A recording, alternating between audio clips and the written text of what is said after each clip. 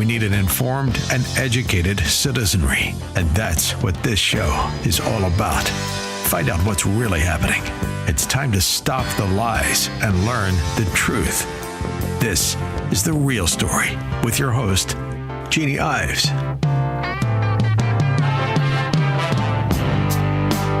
Well, have you ever looked at something and now, where before you could say, oh, that's real, that's believable, I think that's accurate. I think that's actually what happened, and somebody actually said that.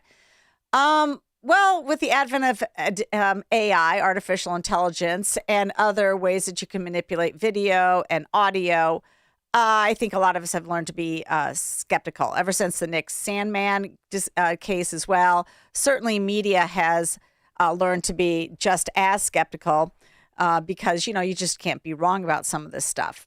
And so when I saw this video and I heard the audio, I just couldn't believe it. I mean, would any politician actually say that in public, in the way that the person said it, directed at the people, directed to actually more than 50% of the United States? Would somebody actually say that? Would somebody, really, do they're just a basket of deplorables comment? Have they not learned? Have the Democrats not learned? Well, apparently not. Apparently not, because I heard this. Well, obviously I saw it on my X account. A number of people have been reposting it. Probably you've heard it already. But in case you haven't, this is Pritzker in front of the Illinois Federation of Teachers. This is the longer clip of it, but listen very carefully to the end. Let's talk about what we're up against in 2025. President Trump and his bootlickers have torn down the U.S. Department of Education from the inside. Instead of helping to improve math and reading scores like you all are doing and supporting our educators, they're making it harder for students to get ahead. Books are being banned. History is being erased.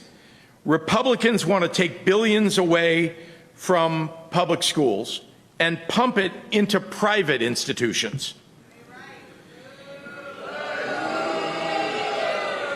They want to punish teachers for telling the truth. They want to criminalize educators for supporting LGBTQ students. They want to turn classrooms into cultural war battlegrounds. And I'm sorry to be vulgar, but Donald Trump and his cronies can all the way off.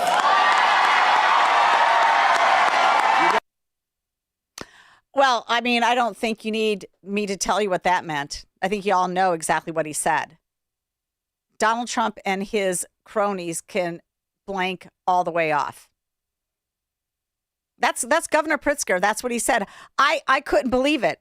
So I Googled it and I said, is this true? Because, if the mainstream media is putting it out, then it probably is true. And sure enough, here's the Sun Times headline. Governor J.B. Pritzker tells President Donald Trump to blank all the way off in a viral video. The Democratic governor dropped an F-bomb in his criticism of Trump administration education policies last month before the Illinois' largest teacher union.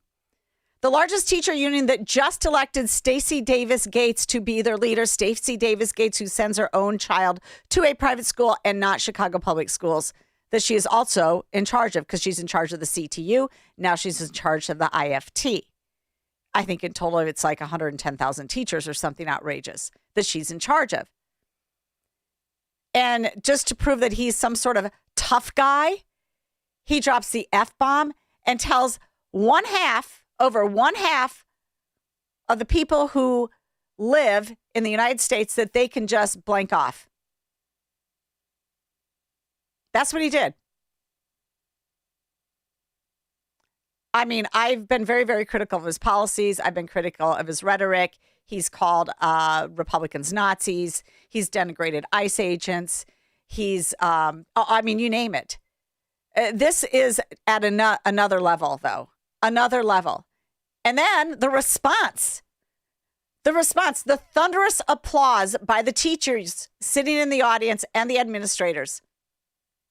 And I haven't heard one word that anybody is saying, you know what, that went too far. You know what, I'm a teacher, I disagree. You know what, I think my union's gone too far. You know what, my kids go to private school too, and I don't agree with this. Everybody should have school choice. You don't ever hear that from any of them because they're only concerned about their massive pension, which on average, most teachers are sitting on about a $2 million pension, having paid in only a few $100,000 for it. That's right. Those numbers are real. I've done the math. So has a number of other people. That's exactly what they're sitting on. $2 million pensions with only a few $100,000 paid in. That's right. And that's all they care about. And Pritzker is a bully. And he's a foul-mouthed, tacky individual. And on tonight's show, we're going to get into it much, much more. Because what happened in the span of 24 hours this week is appalling in the state of Illinois. Just when you think that they have done more damage than they possibly can do, just when you think that they raised about $1 billion in new taxes in May and upped the actual budget by $2 billion, the largest budget in the state history, just when you think you have seen it all in this state, you have not seen it all from Governor Pritzker and his Democrat bootlickers. Because that's what they are. They worship at the feet of J.B. Pritzker and his fat checkbook that funds their campaigns.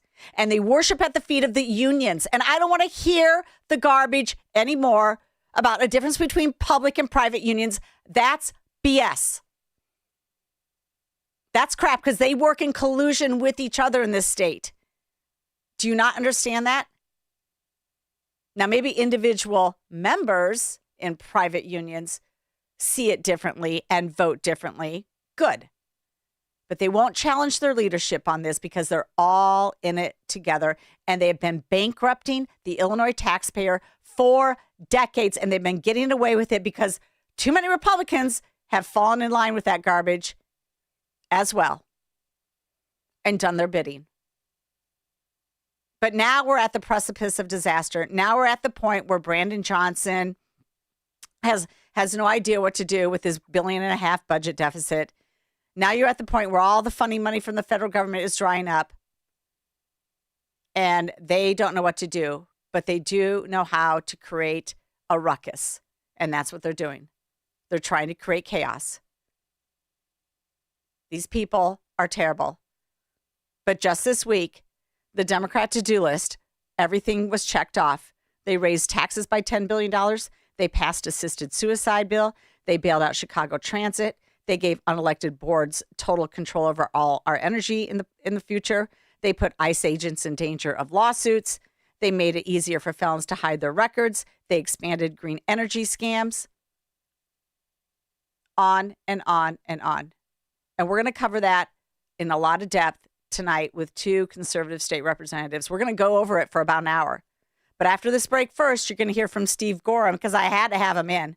First, he wrote an awesome article on, the fact that states with a lot of green energy have the highest electrical rates. Very timely in the wake of them expanding green energy in the state of Illinois.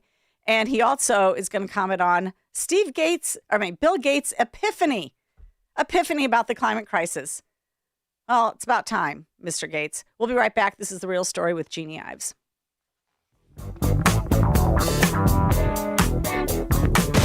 Get your tickets for Freedom Summit Chicago 2025, happening on Saturday, November 8th in Weston, Chicago, Northwest, and Itasca. This year, featuring Dr. Ben Carson, Scott Jennings, Mike Gallagher, along with Dan Proft, Sean Thompson, John Anthony, and many more. This event will sell out fast, so get your tickets today at freedomsummitchicago.com. That's freedomsummitchicago.com. Sponsored in part by Nauman and Associates, Scott Tucker Solutions Incorporated, and by Catholic Cemeteries of Chicago. Our veterans are our heroes. They answered the call to defend our freedom, putting their lives on the line for our nation. But today, thousands of those brave men and women are facing something no hero should ever face: food insecurity. That's where Farm to Veteran comes in. Through the Fulcrum Farm Foundation, this remarkable organization delivers farm-fresh, nutritious food directly to veterans in need through veteran services and organizations. From greenhouse-grown produce to eggs, they're ensuring our heroes have access to the high-quality food they deserve. But Farm to Veteran can't do it alone. They need our help. Your financial contribution directly supports their mission to feed more veterans across their growing network of partner farms nationwide. And there's another way you can make a difference. Join them at their upcoming community events. Visit farmtoveteran.com today. That's veteran.com to donate or learn about events near you. Because those who served our country shouldn't have to wonder where their next meal is coming from. Let's stand with those who stood for us. That's veteran.com. Now, more of The Real Story with your host, Jeanne Ives. Well, welcome back. Short break there because I really wanted to get our next guest on right away. His name is Steve Goreham. You've heard him before on this radio show, and you know he's an Illinoisan, so he knows a lot about what's going on here. And he testified just recently on that energy bill that shamefully passed this week. We're going to get to that. But Steve Goreham, for a way of introduction, he's the executive director of the Climate Science Coalition of America and the author of 4 books on energy, climate change, sustainable development, and public policy with over 100,000 copies in print. His latest book is Green Breakdown, The Coming Renewable Energy Failure. And Steve joins us now. Steve, this week Bill Gates stepped back from the climate catastrophe. What about this? Yeah, hi, Jeanne. Great to join you again. Yeah, this is really, really a significant event. It was probably the number one climate event in the week. All the headlines were ringing about it. And Mr. Gates actually sent a 20-page memo to COP30, the United Nations upcoming conference, climate conference, conference of the parties in Belém, Brazil. It's going to start next week. And he took a different tack. He said that they should be shifting from their fight against curbing emissions to reducing human suffering. How about that? How about really that? Really remarkable. Yeah, now he's, he has been a climate fighter for many, many years. He's had foundations that have donated literally billions of dollars to fighting climate change. He wrote a book in 2021 that was titled How to Avoid a Climate Disaster. He said we have to get rid of all of our emissions. But now he's changed his tune, and there's a couple of comments here. He said the world's primary goal should be to prevent suffering, particularly for those in the toughest conditions in the world's poorest countries. And then he said, quote, I'll let the temperature go up 1/10 of a degree to get rid of malaria. People don't understand the suffering that exists today. So this is really, really a big change, and my hats off to Mr. Gates for coming around to a more sensible policy. And I think it's just a part of the effects going on here. The climatism is slowly being rolled back, and the idea that we have to get to net zero is going to disappear as well. Well, unfortunately, it took him way too long to do this, and a lot of other people have come to the similar conclusion. Michael Schellenberger, most famously, in my opinion, is one of those folks who actually sat on the IPCC board or one of their committees, and he said this like years ago, probably 8 years ago now, and he's been writing about it, and he wrote a book about it as well, backing away from the climate catastrophe, saying we're scaring our young ones. And he goes, that's when he had his epiphany. Like, my daughter was scared because of things that I was saying. I'm like, this is ridiculous. Similar position. He has said that climate's a problem, but there are much bigger things that we have to worry about. And that's what Gates has said now, too. He thinks climate's still a problem, but we should be working on these major goals. And we've talked about before, there are 700 million people without electricity around the world. We have about 2 billion that have poor water, that they don't have clean water every day. We have disease that kills several million every year. These are big problems, and we need to work on those and not stopping carbon dioxide emissions. Well, and all those would require actually the use of plentiful electricity to bring in water pumps, for example, medical facilities that need a whole lot of energy to treat people, factories that produce all sorts of medicine to treat against malaria. I mean, there's all sorts of things that could be solved. And we know that, right? We know that fossil fuels have been the biggest boom to humanity in terms of keeping it, giving people health and wealth. Yeah. Yeah, those medicines are produced out of hydrocarbons, mostly out of natural gas and petroleum. No, really? And if there's, I mean, you can look around your room, and about 85 or 90% of what is in everybody's house is produced from oil, from chemicals, from other things that we use. And the idea that we want to get rid of all that is just, it doesn't support our modern society. Well, the other thing that's interesting is that Bill Gates, even as he has been, jumping on been a climate crisis hysteria person. At the same time, he has many holdings in oil and gas, and apparently owns the largest private airplane company as well. So the guy's a big hypocrite. I'm reading from an article here from in 2021, Bill Gates announced that the foundation that bore his name had divested all of its direct holdings in oil and gas companies. But recently available IRS records show that 4 years on, the Gates Foundation trusting the entity that manages the Gates Foundation's $75.5 billion endowment appears to have done very little to back off of oil and gas. In fact, its stake in fossil fuels seems to have increased. Yeah, I don't doubt that. And he has a huge home with something like 25 rooms in it in Washington. And that is a situation. I mean, John Kerry, for example, has said, I need to take private planes for the important work I'm doing, despite the emissions. So you're right. It is pretty widespread by the folks that are the climatists, as we can call them. Well, this coming out now is extremely relevant to what we're dealing with in the state of Illinois, because in the state of Illinois, what they have hung their hat on in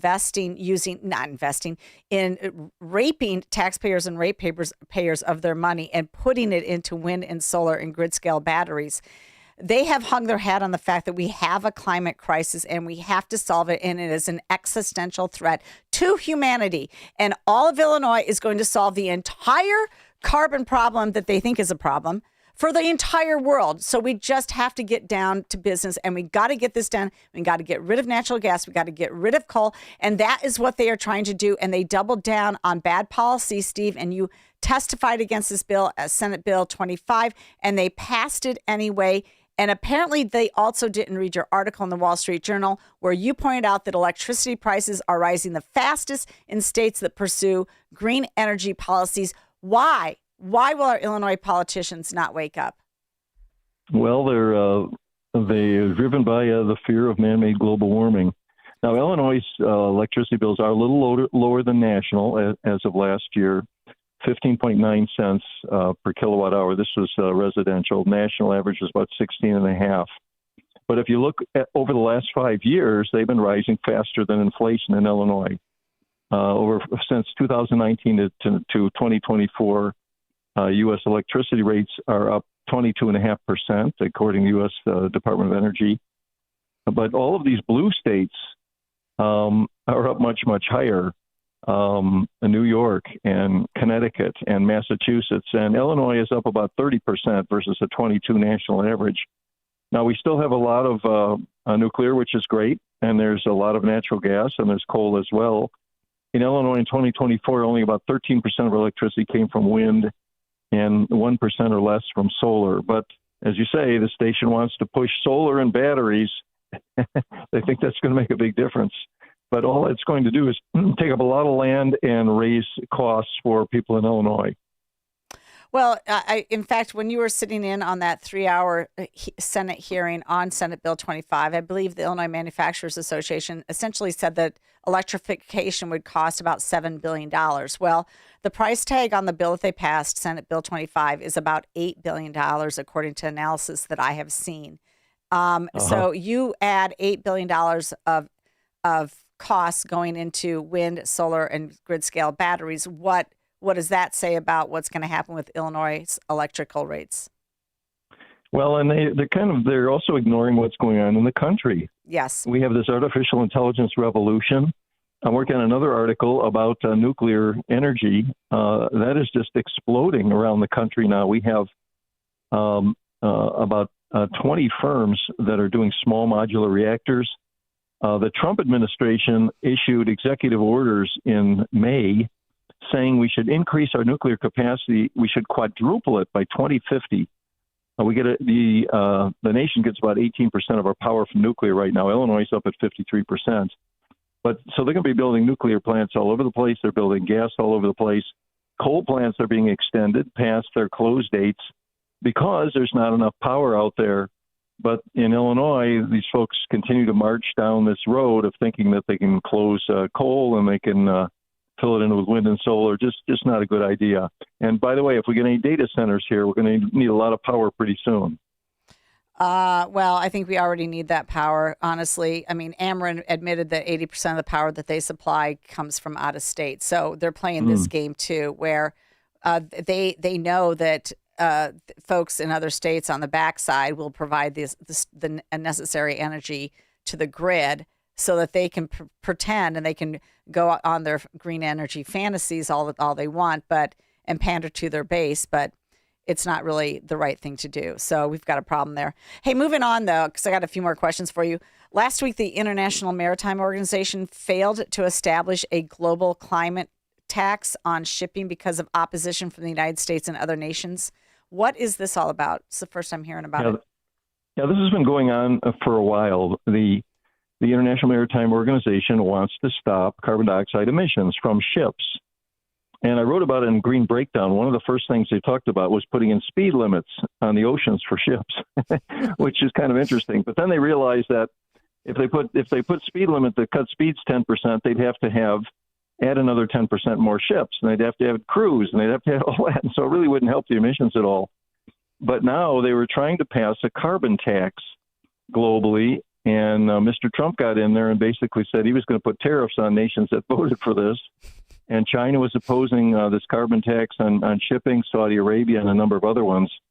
And so they have stepped back from this. They're saying the International Maritime Organization says we're not going to do this year. So this is a pretty big win. By the way, Trump is, I'm going to quote him here. He called it, quote, "The United States will not stand for this global green new scam tax on shipping."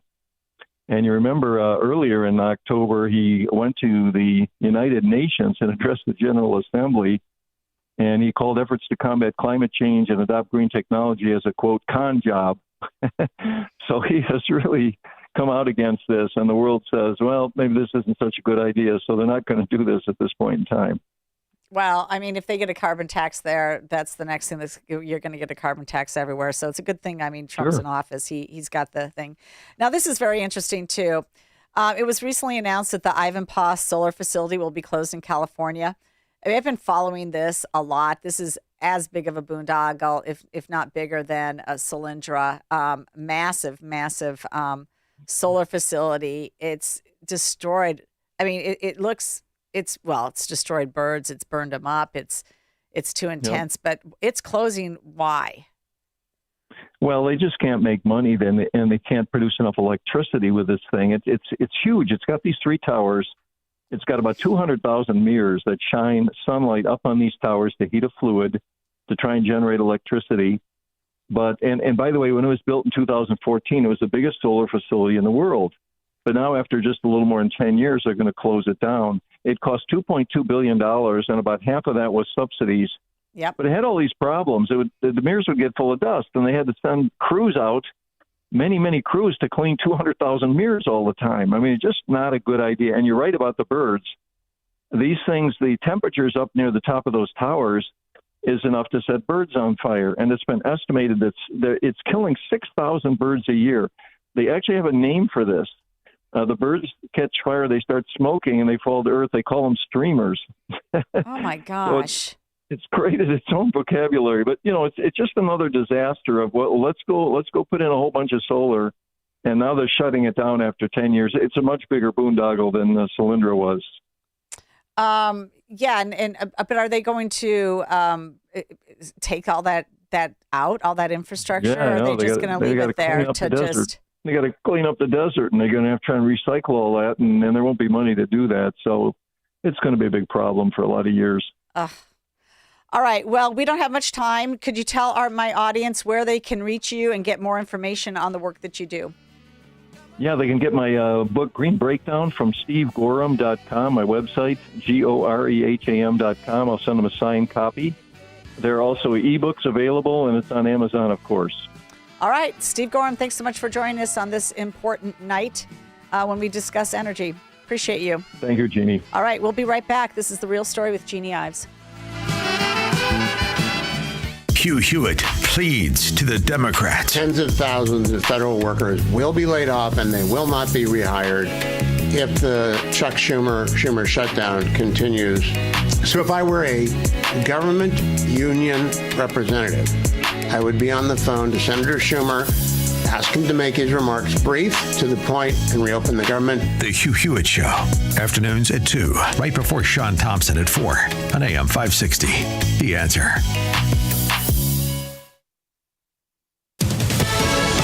Fox News, I'm Carmen Roberts. President Trump doubles down on his warning to Nigeria that he will send in U.S. troops if it fails to stop Islamist groups from targeting Christians, telling reporters on Air Force One.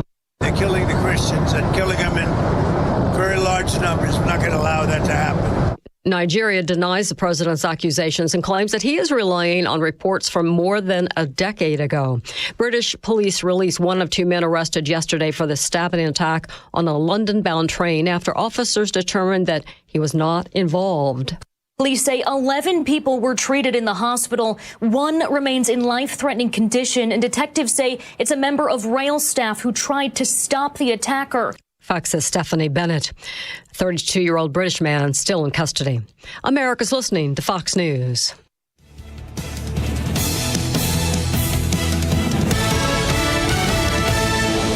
When it comes to industrial coating and finishing, cutting corners isn't an option. That's why leading manufacturers across the Midwest trust D&D Industrial Coatings in Racine, Wisconsin. From powder coating and liquid painting to blasting and custom finishing, D&D Industrial delivers top-tier protection and performance, fast, precise, and built to last. With over 40 years of experience, ISO-certified processes, and state-of-the-art lines, D&D handles everything from OEMs and petrochemical to agriculture, marine, construction, medical, and government specs. Family-owned, nationally trusted. Whether it's a short run or high volume, your parts are in expert hands, finished on time and finished right. Visit them today, ddindustrial.net. Again, that's ddindustrial.net. Or call them at 262-637-0686 to get your custom quote today. Again, that's 262-637-0686. D&D Industrial Coatings. Engineered to protect. Finished to impress.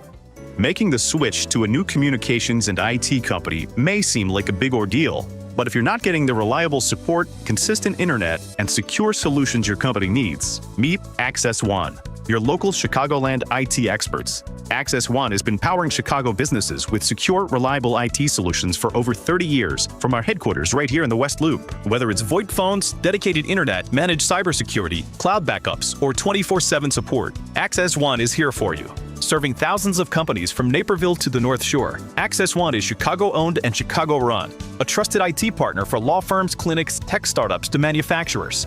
We'll make the switch easier than you think. Let's talk. Call 800-804-8333 or visit accessoneinc.com. Rated top 5% in customer satisfaction and a Better Business Bureau A+ rated business. That's accessoneinc.com. Tech made personal locally. Hi, my name is Dr. Michael Huber. During cold and flu season, a nearby cough or sneeze can trigger a familiar dread, that helpless feeling of being defenseless against an invisible viral threat. But what if you could change the narrative? What if you could fortify your body's natural defenses? This is why I developed Virago, the immune enhancement cocktail designed to give your body the upper hand.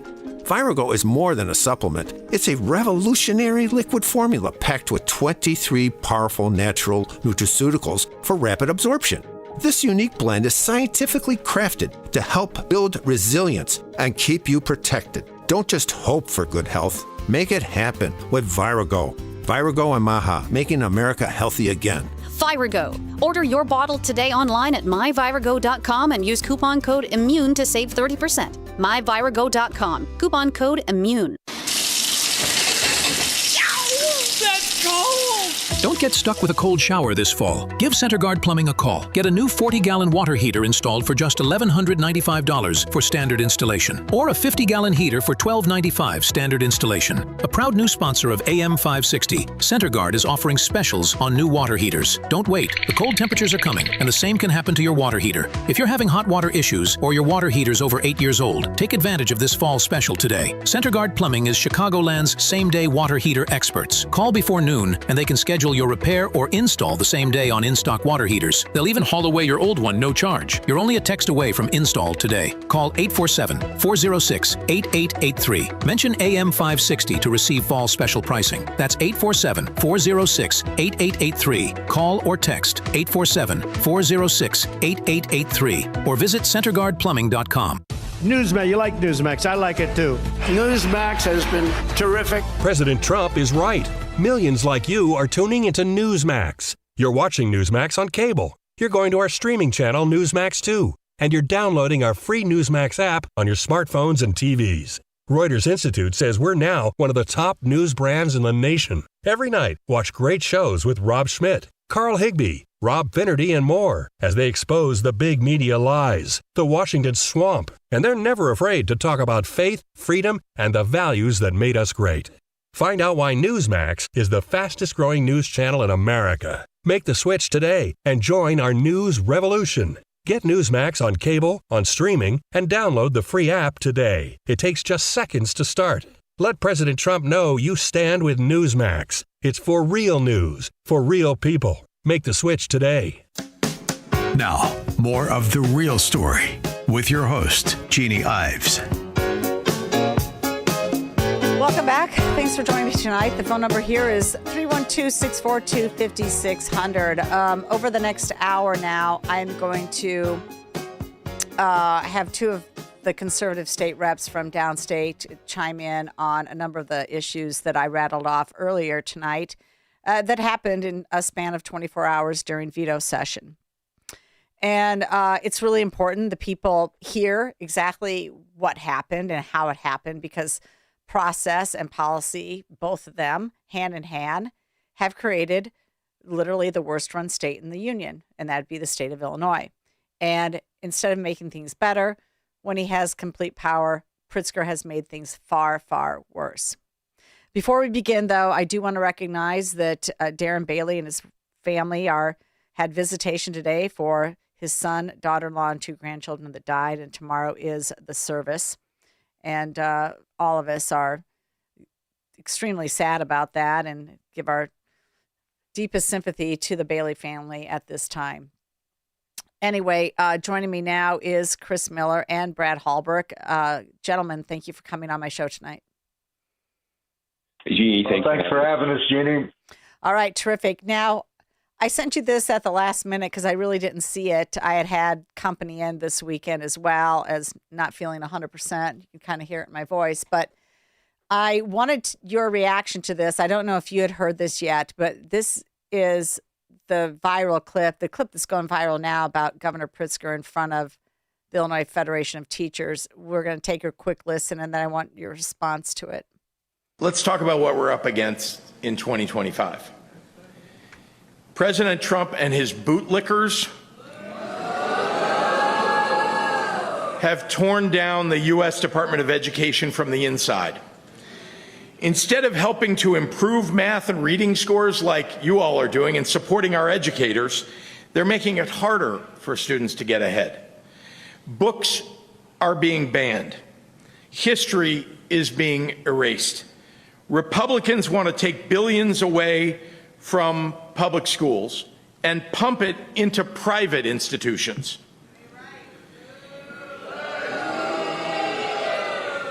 They want to punish teachers for telling the truth. They want to criminalize educators for supporting LGBTQ students. They want to turn classrooms into cultural war battlegrounds.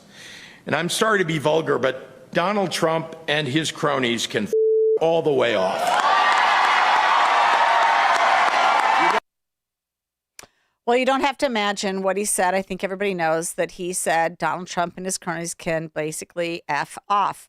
And he said a lot of incendiary things this is probably not just the most incendiary, but also the most tacky, and it probably shows who he truly is and what he really thinks of myself. I'm a Trump supporter, Brad, Chris, or like 51% of the entire United States. So, Chris, how about you first? I mean, what do you think of this? Well, I think that J.B. Pritzker is just proving the point that he's not ready for prime time, and he's not even close to being ready to continue to be governor of this state, let alone president of the United States.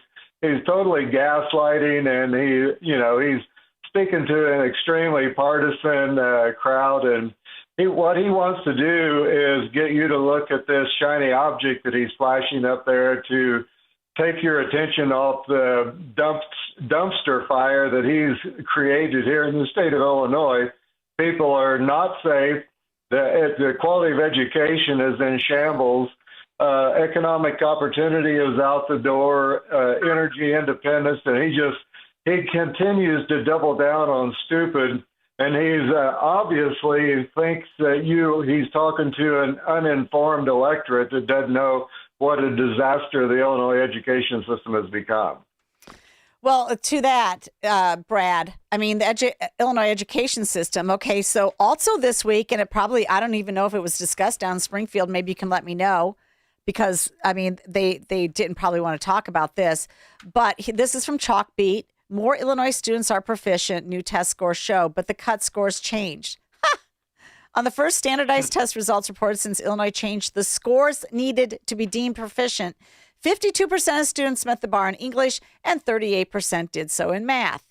State officials unveiled the new cut scores in August after gathering input from teachers, school leaders, and advocates, But in releasing a trove of data known as the state report card, the Illinois State Board of Education did not provide data allowing the public to compare proficiency rates from previous years when the cut scores were different.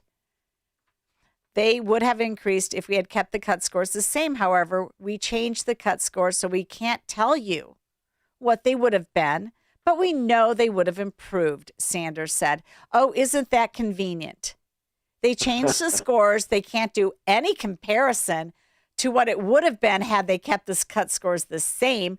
All we can tell you is that they would have improved. I'm not buying it. I know you're not buying it. And I mean, what does this say about again, you can comment on Pritzker's comment on this, tie it all together, because they're just hiding a whole hot mess. Well, that's exactly right. And so why did they change the scores? We talked about this through the summer. You talked about a lot. Many other experts have talked about it, is why did they change the scores? Well, they knew they were in trouble, and the smoke screen that they were running was running out of steam, and so they had to do that stuff. But to Pritzker's comments, I mean, this is more the same with him, right? He, in budget speech after budget speech, it's doom grifters, it's backseat bellyachers, it's carnival barkers, and even this budget speech back in February, everybody was Nazis. All the Republicans were Nazis.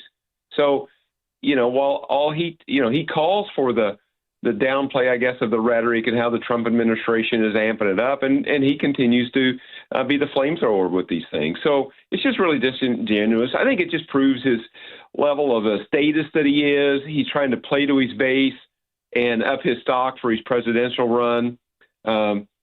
It's really shameful. No kidding. Did they talk about these cut scores at all? Was there any discussion on education down in Springfield this week? Not in any of the rooms that I was a part of did we hear anything about that. It may have went on, but it wasn't in any of the rooms that I was a part of. Okay, we're going to take a short break, and when we get back, we're going to discuss that illegal alien incident down in your neck of the woods, Coles County, Clark County, and what took place. We'll be right back. This is The Real Story with Jeanne Ives. Sean Thompson here, and I'm with attorney Bert Hochberg from the law firm of Schiller, Ducanto, and Fleck. We're talking about divorce arbitration. This is not really a new, or is it a new, innovative way to go through divorce? Arbitration has been around for decades. It's completely legit and available to resolve divorce cases. The litigants and their lawyers sign an arbitration agreement. They identify what the issues are, and we set up dates, and we determine what experts and witnesses there may be. Arbitration is a hearing, a trial that is intended to finish a case efficiently with limited appeal, with a binding decision, and it's confidential, so it has some great characteristics. I think it's a unique alternative to divorce. For more information, please visit sdflaw.com and type Bert Hochberg into the search box. That's sdflaw.com or call direct 773-255-6150. The following advertisement includes a celebrity impersonation. You know, nothing beats the comfort of a perfectly heated home. And when it comes to heating your home, Air Right Heating and Cooling does it the best. And they love our country. Beautiful people. Air Right Heating and Cooling is fast. When your furnace breaks down, they'll fix it right away. Just like that. Big time results. No waiting around. You get the job done right. And let's face it, who doesn't love being warm, right? It's beautiful. When it's freezing, I crank up that amazing furnace. Burn, baby, burn. Trust me, you'll say, wow, I've never felt this warm in my life. If you like keeping your hard-earned money, then contact Air Right Heating and Cooling. Tell them AM 560 sent you, and right now you'll receive $56 off any service. Unbelievable. Visit Air Right Heating and Cooling today at AIR-RITE.com. Again, that's AIR-RITE.com. Air Right Heating and Cooling. Doing it right since 1959. A great smile can make you feel happy and confident. So when you consciously conserve your teeth, that glowing smile will show through.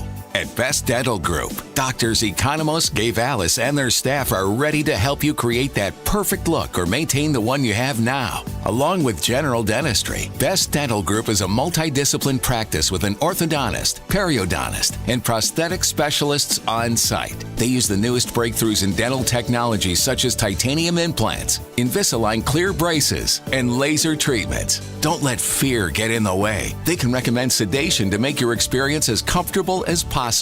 Best Dental Group is located in historic downtown Bartlett and is a multilingual office. Call 630-830-4930, 630-830-4930, or visit bestdental.org. Best Dental Group, sharing your conservative values and helping you to conserve your teeth. If you need custom boxes and crates, expert packing and crating, import-export transloading with heavy lift capability, the DC Group delivers. It all started 51 years ago with DC Export and Domestic Packing, the hard work of founders Dominic and Carol Cochamiglio. Their family's desire to exceed customer expectations, backed by an incredible team and loyal customers, is now driving expansion. From their humble roots in a garage-sized building to 100,000 square feet in the Chicago area, 45,000 in Greenville, and a new Houston facility, they're coast to coast. And their sister company, DC Transport, handles everything from container drayage to super heavy haul loads across North America since 1991. Whether it's packing and crating, transloading, transportation service, or trade shows, the DC Group delivers. Those that attended FabTech 2025, we'd love to hear from you. Get your quote now at dcexport.com. That's dcexport.com, your trusted logistics partner. The Real Story with Jeanne Ives continues on AM 560. The Answer. Well, welcome back. Thanks for joining me tonight. I still have State Reps Brad Halbrook and Chris Miller on the line with me, and we're turning to a new topic. There's so much to cover tonight, and we're going to have them on all the way through to 8:30 because we do want to get through a lot of the veto session. But before we do that, another monumental thing that happened last weekend, and we sort of broke the news here on our show because I just received information that an illegal alien struck a vehicle, killing 2 Illinois citizens and injuring 2 passengers in that truck. They were eventually picked up for ICE. But you know what? Here's what Trump wants to say about what's happening with ICE and DHS in the state of Illinois. Take a listen.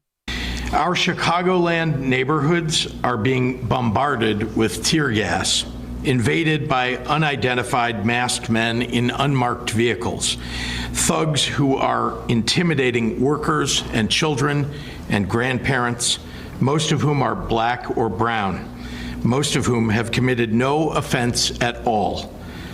That is why I established the Illinois Accountability Commission, to gather evidence, video, documents, testimony, to make a record of the abuses, in the hopes that they will dissuade the abusers, give courts and decision makers reason to intervene, and spur peaceful response to the invasion we are experiencing. That is why I'm here again today, to continue shining a light on this for people across Illinois and across the nation. Donald Trump, Stephen Miller, and Kristi Noem have said they want to target the worst of the worst. They have not done that. Far from it. They have targeted families and children, burrito vendors, landscapers, delivery drivers, nannies, U.S. citizens, legal residents, and longtime Chicagoans, people who have never broken the law. People who have never broken the law until they break the law, and they drive drunk and drugged up, and they hit Illinois citizens on the road, and they kill them. Oh, yeah, they're all just fine until that happens. Chris Miller, this happened in your district. Tell us what you know about the case and how it came to be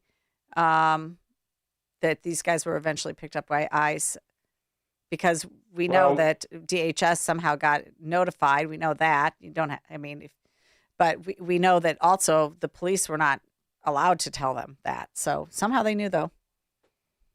Well, I know, first of all, we want to extend our deepest condolences to the Mike Clayton and Gail Clayton families for this their unnecessary deaths. You know, it strikes home to me because they were 71 and 66, same age as my wife and I. And so when, you know, Gail and Mike were getting ready to enjoy the golden years of their marriage and enjoying their senior years, and then because of J.B. Pritzker and Chris Welch and Joe Biden and the radical left's open border policies, these illegal aliens were in our state. They got drunk. They hit these folks head on, and the result was 2 deaths. And, you know, my question is, how many people have to die in the state of Illinois at the hands of illegal aliens before our governor and the radical Democrat leadership are willing to have the conversation and do something about it? You know, there's so many unanswered questions here. Is, you know, where did they get the money for a car? Where did they get the money for gas? How long have they been living in the U.S. illegally? Where do they live or work? Where did they get their drugs that was found on them? And the list of unanswered questions goes on. And this story is becoming much too often here in our state, and yet J.B. Pritzker wants to sanctimoniously stand up and gaslight the citizens as he continues to put illegals over the safety and security of our Illinois residents, and it's just unacceptable. Well, I mean, this is tragic. I mean, another teen was killed in Arizona, I think just a day ago, too, by an illegal driving drunk as well. Now, you guys passed, or you didn't, but the Democrats passed this new HB 1312. Apparently, it bans ICE from within 1,000 feet of courthouses, and it sets up enhanced penalties for ICE officers accused of abuse by protesters or arrestees for wearing a mask or anything else. I mean, this is part of his, accountability measures for ICE? What was the conversation? How did this bill come about? Tell me more about it, because I'm just actually appalled that they passed something like this. Well, go ahead, Chris. One of my biggest takeaway is how ignorant Chris Welch is, as well as Governor Pritzker and the Radical Democrat Party. They don't understand the Constitution and our Bill of Rights, because if you aren't a citizen of the United States of America, you are not entitled to the protections that are provided through the Bill of Rights and the Constitution. And they got up and just railed on, how now think about this. They're railing about the illegals being here. And by the way, Chris Welch said there wasn't such thing as an illegal alien in our state, which is a complete joke. There are, I think, approximately estimates of about 550 illegals that crossed the border illegally. They became criminals when they came into our country illegally, and that status hasn't changed. And for him to stand up and sanctimoniously declare that, it's not, he can't declare all of a sudden that these people are citizens and entitled to all the benefits that come through our Constitution and Bill of Rights. It's just absurd. Well, up here, the Tribune is regularly putting out article after article after article about this particular undocumented, or that's what they call them, undocumented person has been here for 20 years. They're just trying to get by. They keep bringing up that Maldonado guy who was captured, but at the same ICE picked him up. And then when his daughter was undergoing cancer treatment, now the judge released him, which is the right thing to do. Okay, we'll let you go through the compassionate care of your child who is a U.S. citizen. But after that's done, I think ICE intends to deport him. So Brad, what is the deal here? Are we just, can you cross the border illegally now? And if you lived here, I don't care if it's 1 year, 5 years, 10, 20 years. They highlighted a story of somebody who'd been here for 20 years. ICE picked him up and his wife. They had 2 DACA kids and 2 U.S. citizen kids, left them behind. Are we just not pick them up? Are we supposed to just let them be here? Yeah, well, if they're here illegally, they're here illegally. And it's just shameful that Chris Welch and the Democrat majority continue to double and triple down on their false narrative that, no citizens here illegally. I know one of our people on our side used the term illegal alien, which is a real term in federal statute. And Chris Welch wanted to go after him. I mean, he just literally went after him about using that legal term that these people about illegal aliens. They want to be in denial about the facts and really what is really going on. So it's a complicated situation, but the bottom line is the border's closed, as best as it can be. And thank you, the president, for doing that. We didn't need more laws. We just needed a new president. And so I think we're going down the right road finally. Immigration or illegal crossings without assimilation is an invasion. And that's what we've experienced for the last 4 years. These people do not want to assimilate. They want to come in. And I know some of them have left some hard times where they came from. But there's a lot of bad seeds in this bunch. And they're wreaking havoc, just like a situation over in Coles and Clark County a week and a half ago, or I guess just last weekend. That's a really bad situation. Those people were here illegally. That was a senseless situation, drunk, on the dope, whatever the case might be. And these situations need to be reeled in. I think about, a situation of citizens in our communities, that there's an accident and lives are lost at an intersection. And there's a tremendous amount of, I guess, I don't want to say outrage, but there's just hey, let's fix that intersection. Let's put some traffic control in there. And eventually IDOT responds and we get some traffic control in these dangerous intersections. Mm-hmm. But we don't see any of that going on where we have these illegal aliens that are causing severe harm and death to our citizens. It's just I guess it's a double standard, and they seem to not care. Well, and they were driving uninsured and unlicensed. And then somebody's like, right. Oh, well, they were from Indiana. Doesn't matter. Do you really think that there aren't unlicensed, uninsured, illegal aliens that are in Illinois that just never went ahead? Even though they could get a standard driver's license, they just didn't do it, right? Right. That's right. Exactly. Okay, we've got to top of the hour break, and State Reps Brad Halbrook and Chris Miller are going to stay on the line because we're going to cover that massive $2 billion plus transit bill, what's in there, and SB 25, that massive energy bill, $8 billion in new taxes to ratepayers. We'll be right back.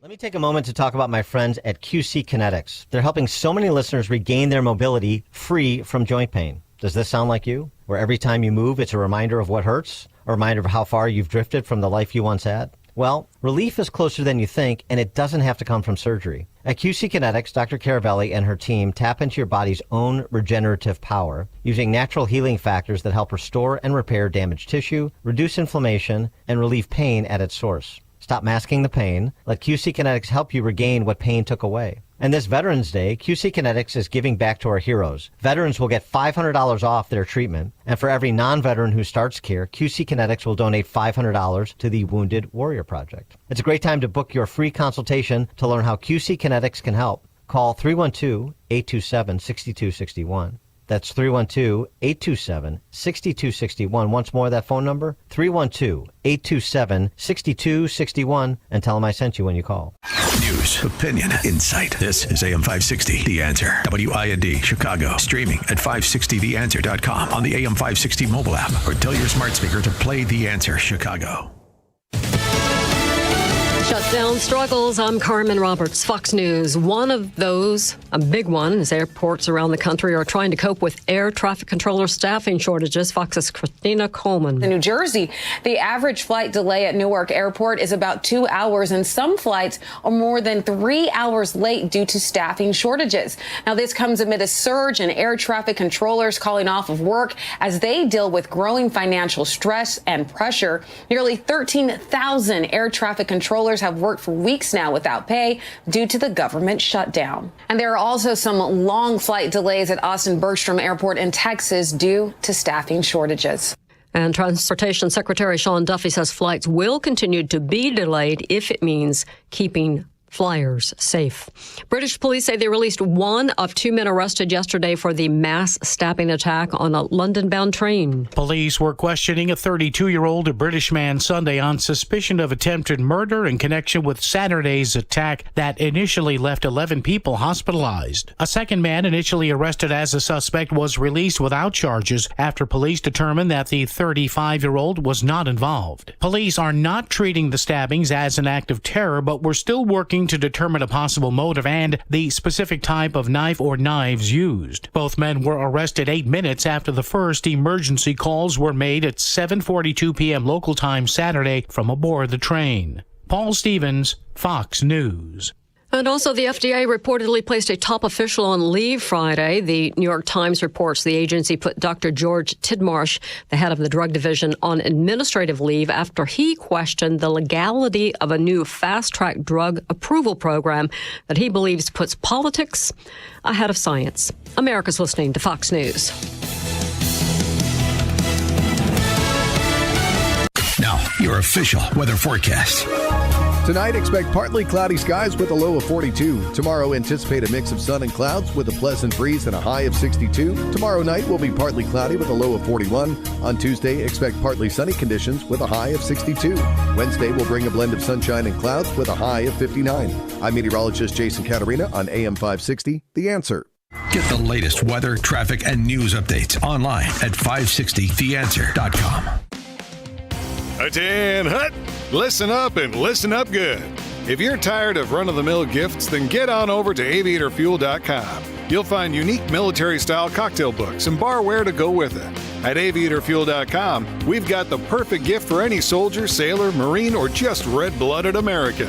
You'll especially love our military cocktail checklists, modeled off the real Army, Navy, and Marine pilot checklists that military aviators have used for decades. These award-winning books are authentic replicas, but instead of a procedure on how to handle an engine fire, you'll find the procedure for how to make a mojito, written with military jargon throughout. So pick up a cocktail checklist from aviatorfuel.com. Invite some old friends to share war stories over cocktails. Your perfect libation is inside the cocktail checklist. And don't forget matching military-themed barware. Go to aviatorfuel.com and get ready to raise a glass to the brave men and women who serve our country. That's aviatorfuel.com. Our local hospitals are the heartbeat of our communities. delivering critical care every hour of every day for everyone, training the next generation of caregivers. Beyond the walls, their benefit to the community is everywhere, driving the local economy and supporting local organizations, initiatives, and neighbors. Illinois Hospitals, healing communities. Learn more at team-iha.org. Sponsored by the Illinois Health and Hospital Association. Aired in cooperation with the Illinois Broadcasters Association and this station. Fearless conversations and sharp analysis of the stories that matter. It's the Erin Mullins Show, now available on the Salem Podcast Network. I do find it a little bit off-putting when someone has a history of calling others out for being complicit via their silence to then occupy that space themselves. The hypocrisy is the issue I have. The Erin Mullins Show on the Salem Podcast Network. Subscribe today on Apple, Spotify, YouTube, or at SalemPodcastNetwork.com. Jeanne McGuire is the fresh, bold, unapologetic voice of common sense, constitutional values, and conservative principles. With her sharp wit, she'll tackle the issues that matter most: faith, family, and freedom. Join her and featured guests each week on the Unsafe Space radio show, heard Saturday evening at 7 right here on AM 560 The Answer. And follow Jeanne on Facebook at The Unsafe Space with Jeanne McGuire. Portions of the following show may be pre-recorded. AM 560, The Answer. If we want to preserve our constitutional republic, we need an informed and educated citizenry. And that's what this show is all about. Find out what's really happening. It's time to stop the lies and learn the truth. This is The Real Story with your host, Jeanne Ives. Welcome back. Thanks for joining me tonight. The phone number here, 312-642-5600. Hopefully we'll get to your calls here, but we've got a lot to cover with state reps Brad Halbrook and Chris Miller. It was a disaster of a veto session. Why don't we start with Brad? Brad, just kind of explain to the audience a little bit about veto session and what's supposed to happen in veto session. And actually, what type of work that you did do this week? And, you know, was it organized? Was it thoughtful? Did you have regular committee hearings, or was everything just slammed through at the last minute? Well, it was just chaos, as I guess the definition of chaos. You know, veto session is for that, right? For vetoes. However, when you have a governor that is the same party as the majority is, very little stuff gets vetoed. I think we did address one veto bill in the 6 days. And 2 weeks ago when we were in there, I think we were in session for about 5 hours, lots of points of personal privileges, introductions, those kind of things, a few resolutions, but no substantive action 2 weeks ago. We came back on Tuesday. Action picked up a little more floor activity. But we did a few more bills. But what was really getting to be the order of the day was in these big, heavy issues, the transportation or the Chicago transit, the different things that we had to grapple with, the energy stuff, whatever it was, you know, they would post committees, they'd go in, and then all of a sudden there was yet another amendment drop. And then 12 or 24 hours, another amendment would drop. You know, the energy bill alone late in the May session, I think, had 3 or 4 amendments before we left on the last of May. I think it was 3 or 4 versions before we got there early this past week, and it continued to evolve. So it was just kind of more of the same, that they had these massive 1,000-page gut and replace amendments that what was really interesting is a lot of times they were just having subject matter hearing. The language wasn't even final yet. It wasn't in really a bill form. It was just a subject matter hearing on the subject. Mm-hmm. Well, so that they could bring the real amendment to the floor. Right. No, in August, when we actually were able to, through the help of State Senator Terry Bryant, get Steve Goreham to be able to testify in the Senate on that energy bill, I listened to the 3 hours of testimony. I know you listened to it. We did a whole distillation on it. And it appears that in the final passage of Senate Bill 25, they didn't take any of the experts' advice really into account. And that's absolutely correct. So we've had, 4 different hearings prior to veto session about energy. Nobody had a chance to weigh in. There was no ability to put witness slips in because it was just subject matter hearing only. There was no votes taken. And again, they just kind of had this narrative that they were trying to build out that the only solution here is to bring on battery storage. We have to have more solar, wind, and we have to have battery storage. That must be the answer. Battery solves our problem because evidently we're not getting enough stuff done. And, oh, by the way, well, it's the regional grid operators. It's the MISOs. It's the not the ComEds, but the PJMs. They're the ones. That's the problem because they can't get all this stuff connected in time. Well, I mean, this is all a complete joke. Which one of you guys want to tackle this? Like, we're told it's like what $7 or $8 billion that this new energy bill is going to cost. What's in it, and why is it going to cost so much? Well, the thing about HB 25 is a massive energy rate hike. When you're talking about $8 billion that it's going to cost the consumers, which is another tax. And the problem is this is going to devastate businesses. It's going to devastate families. It's going to devastate communities. And even, the worst part of this whole thing is it's done in the middle of the doggone night, at 2, 3 a.m. in the morning.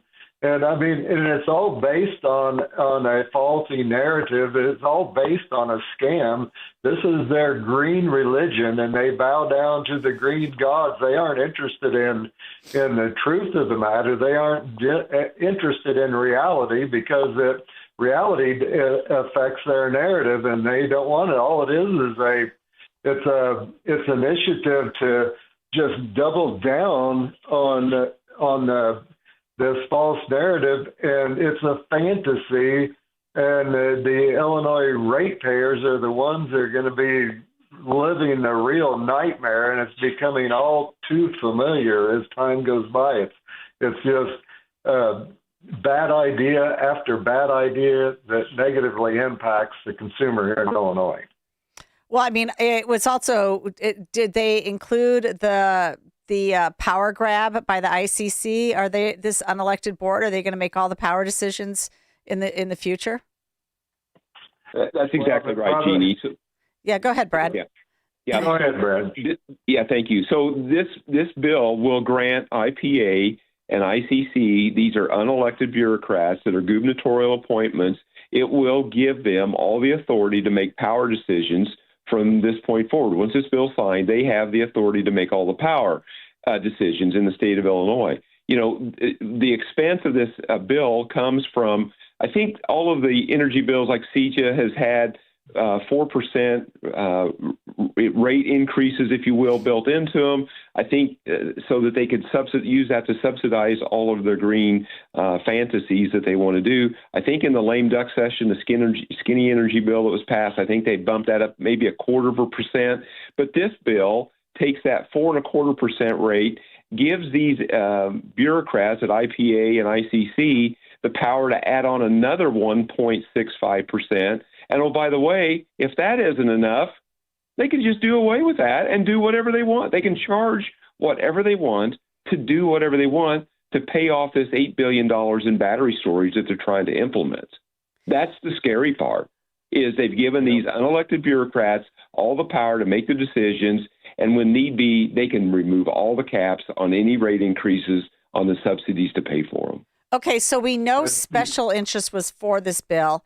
Who adamantly opposed the bill? Was there anybody really standing up other than you all? Yeah, there was one group. We talked to them there, Tuesday, Wednesday. It was a group of large energy users. And so they had some really interesting statistics and things to say. And I think what was really interesting is they said that under situations like this, where they've centralized these power-making decisions to bureaucrats, this has happened in 9 states, and every one of those states, their electric rates are higher than all the rest of the nation. So Illinois now will become the 10th one to join that rank. So there was a little bit of pushback, But when it comes to the special interests, whether it's the unions, both private and public sector, whoever may be in that group, if you will, they were all in on this situation. You know, the solar and wind suppliers, the battery suppliers. And, you know, Jeanne, I guess our concerns is what's happening with Goshen, right? They came in to be an automobile manufacturer or battery manufacturer, and now evidently maybe there's a shift to these grid-scale batteries. So is this a payoff to Goshen? Absolutely, it was 100%. So that you're subsidizing power on that side too, because you're subsidizing the manufacturing of the batteries, plus the deployment. Like all of it's a huge, massive subsidy. And it's going to fail. Chris, what do you think? It says that the IRP, which is this integrated resources planning, their goal is to have 40% renewable by 2030. They've had that goal forever. We are 4 years away from 2030. What are we at? 10% renewable, maybe on a good day when the sun's shining and the wind's blowing? Yeah, on a good day, I think that's true. The thing that the people need to realize is this isn't an energy bill; it's an environmental giveaway, and it gives power to unelected bureaucrats to raise energy rates in the future. I mean, it's without restraint. I mean, think about what they've done. They've already, and for everybody that's got at least down here where we have Ameren, Illinois, we've seen a 40% rate hike. And there is no way that this could possibly be implemented without, maybe going up that much again, possibly. You're talking about $8 billion. And there's no federal government, or the state government has no state money unless they confiscate it from taxpayers. And this is, by the numbers that we have seen floated around, it's $8 billion, and that's the cost of families and businesses to pay these electric bills. I mean, it's just absurd that we have to deal with this insanity because of a fantasy. Did they fully debate this on the House floor, or was it limited? It was a House floor amendment to begin with, so we know it didn't go through committee for a full vetting. Right. There was a fair amount of debate. It was pretty much unlimited. I'm trying to think. I think this was a bill that they did put a 3-minute timer on late in the debate, but it was unlimited for a while until they seen me stand up, I think, and then I hadn't even pushed my button to see they put a 3-minute timer on. I think that when you punched your button is when it went to a 3-minute timer.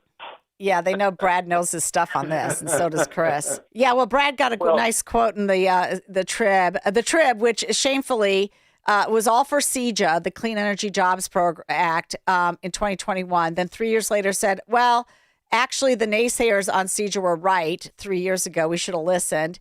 And then they came in, and they're okay with the Clean and Reliable Grid Affordability Act. And in 3 years, they're going to write another editorial saying, oh, I guess we were wrong. Electrical bills haven't gone down. They've actually increased. I mean, the media is part of our problem here. Absolutely. Yep. They continue to lie and gaslight the people, because even the other day when they were debating this, there was somebody that had the audacity to get up and say, I think they said, you can expect your electric bill to go down $160 a month. And I almost laughed out. I laughed out loud because I thought, tell me anything you want to, but don't tell me my rates are going to go down. I mean, come on. It's like if you like your plan, you can keep your plan. You have to pass the bill to see what's in it, Chris. Yeah. I mean, it's unbelievable. It's insane. Well, These people are insane. I think too, Jeanne, we have to raise your rates to make them cheaper. I mean, I think. Yeah, that's right. That's what they said, though. I heard that. Exactly. Yeah. They did say that, didn't they? Well, initially they'll go up, but then they'll go down. They actually said that. Right. And a lot of the material is saying we're not going to see any rates go down until 2030, which is not this week. It's not next month. It's not next year. That's 5 years out. But they tell this story, and people are buying into it. It's just bizarre. But it's like, Representative Leader McLaughlin, it's like, hey, you guys are trying to help us out here. Quit helping us. Every time you try to help us, it costs more money. Well, exactly. And then you know what? You showed me that post from Joe's Diner down in, I think, Arthur area. Yeah. And she's going to go out of business, right? And part of it is because she can't afford to even stay in business with all the help she's getting from Springfield. Yeah, absolutely. No, and that's real a travesty because, I mean, we've seen this over and over. I know that Brad and I did a press conference at a local sandwich shop in Villa Grove here a couple of months ago. And I mean, think about how many more hamburgers you have to sell to make up for a $1,500 increase in your electric bill. I mean, there's no way. No, there's not. Okay, we got to take a short break. We'll be right back to discuss that transit bill and assisted suicide pass. These guys are ghouls. Thanks for joining me on The Real Story. In today's fast-paced world, professionals face endless projects, deadlines, competition. To thrive, you need mental clarity, sharp focus, and reliable memory. That's why the same company that brings you Relief Factor created Think Factor. Think Factor is designed to help you think clearer and perform better daily. It's a powerful blend of nutrients that supercharges your memory and sharpens your focus. You can stay on top of your work and outshine the competition. After a couple of weeks of taking Think Factor, I noticed a dramatic difference in my clarity, my focus, even my memory. And you know what?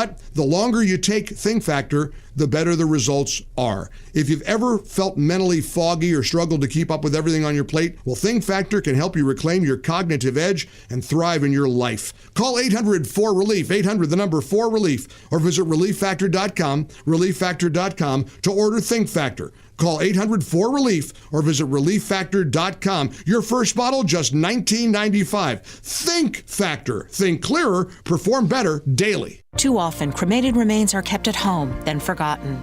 At Queen of Heaven Cemetery in Hillside, we have your cremation options. Come visit our new cremation garden, see our beautiful granite columbariums, or view our elegant indoor glass front niches. These offer sacred, lasting ways to honor your loved one. If cremation is your choice, our memorialization is a forever option. Give them the dignity of a permanent resting place where they'll be remembered for generations. Visit us today, CatholicCemeteriesChicago.org. When the power goes out, life stops. Heat, AC, fridge, phones, all gone. But with a Generac home standby generator from True Power Generator Service, your home powers back on automatically, so you're never left in the dark. Book your consultation today at TruePowerGenerator.com. That's TruePowerGenerator.com. Plus, 560 listeners get a free 10-year extended warranty. Terms and conditions apply. Call for details. True Power Generator Service and Generac. It's not just a generator, it's a power move.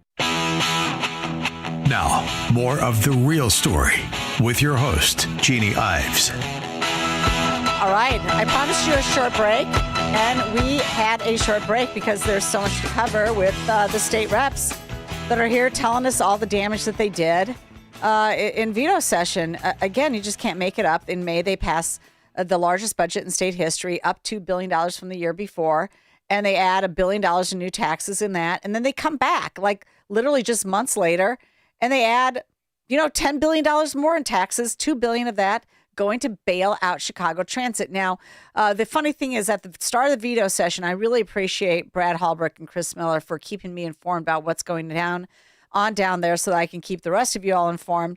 At the start of the veto session, it appeared that possibly the energy bill was stalled and that the only thing that they really needed to do was they needed to figure out what to do with Chicago Transit. And in fact, Republican Kirk Dillard, who is the head of the RTA, the Regional Transportation Association, agency that overlooks PACE and Metra and the CTA, which make up our transit system here in the suburbs and in Chicago.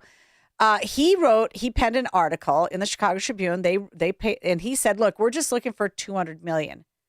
That's what we need. Oh, by the way, this whole thing started out with, we need $771 million to fill the operational needs and infrastructure for Chicago Transit area. Okay, that's what it started out as. Well, then they surprisingly found $500 million, I don't know where. And we're come to you during veto session, and this is literally the day of veto session. It was either that Monday or that Tuesday. He gets this article in the Tribune, and it says, we only need $200 million. And then what passes? Is it really over $2 billion that that they are funneling to transit? And is this temporary, or is these permanent flows of money that's going up to Chicago Transit and on the backs of all taxpayers statewide? What is going on? Let's start with Brad on this one. Yeah, so I see it as a $2 billion increase, $1 billion or a 60% increase in tolls on the tollway. And just to give you a little reference, my understanding is the tollway budget is right now $1.72 billion. Okay, this is another $1 billion. I think it's 43 cents or 45 cents per vehicle, passenger vehicle increase. And nobody could bring clarity. Is that every time you go through, a toll booth, if you will, or that you get dinged, is that 45 cents every time? Or is it when you come on and then you leave the tollway? What does that really mean? Well, nobody could really explain that. Commercial vehicles are going to get a 30% increase in their tolls. That's outrageous. Okay, go ahead. Right, it is. It's like, what are they going to do with a 60% more money? When they only needed, you're right, like you said, $761 million, and now they're going home with $2 billion. The other money is $861 million that comes from the road fund. So every time we buy gasoline, all the taxes, the motor fuel tax, the sales tax, goes into this fund. It was doubled in 2019, and it's built this huge surplus. I think currently the road fund sits at a $3.3 billion surplus. And it's like, I don't know why it took them so long, why they were nickel and diming everybody over a $5 ticket surcharge or a 7% amusement tax or all these other things, the streaming tax, all this stuff that they were dreaming up. I mean, I would have thought that they were sitting there seeing this $3 billion sitting excess in the road fund, and they finally figured it out. And that may have been the plan all along. But they went for it, and they got it, and they deemed it part of their money.